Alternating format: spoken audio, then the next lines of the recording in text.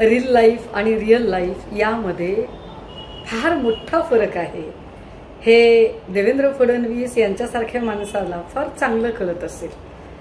त्यामुळे रील लाईफमध्ये आपण फार चमकदार कामगिरी करण्यापेक्षा रिअल लाईफमध्ये चमकदार कामगिरी केलेली केव्हाही चांगलीच.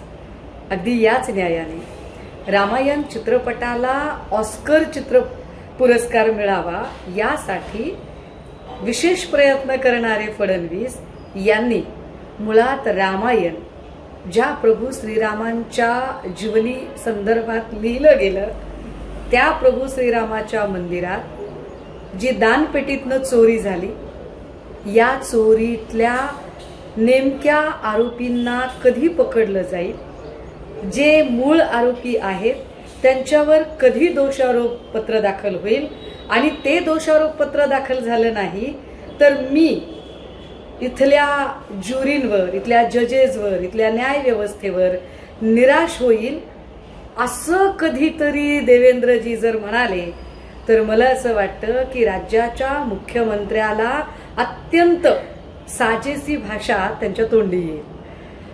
चित्रपटाला पुरस्कार मिळाला नाही मिळाला ही भाषा म्हणजे अगदीच काहीतरी बॉलिवूड स्टाईलची झाली. आपण राज्याचे मुख्यमंत्री आहात तेव्हा आपल्याकडून अपेक्षा आहे की प्रभू श्रीरामाच्या मंदिरातल्या दानपेटीच्या चोरीबद्दल आपलं नेमकं काय म्हणणं आहे.